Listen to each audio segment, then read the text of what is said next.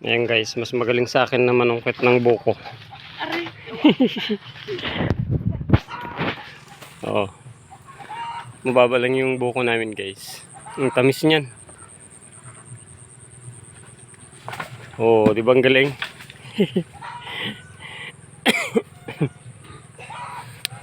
Ayan guys, yung buhay sa probinsya, hindi mo na kailangan ng malaking pera para gumastos na makipag-date sa iyong asawa.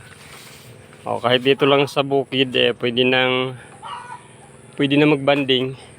O, di bang sweet ng asawa ko, kinukuha na ako ng buko. Ang galing niya. O, expert siya sa pangunguha ng buko guys. O. Oh. Sige, bakit? Kaya mo yan. Sige. Sige pa. Ayun. Basag. Ang galing. Nakuha na lahat. Doon sa kabila.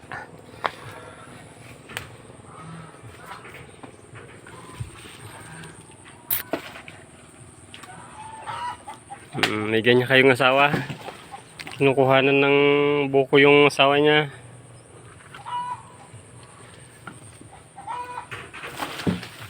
Oh.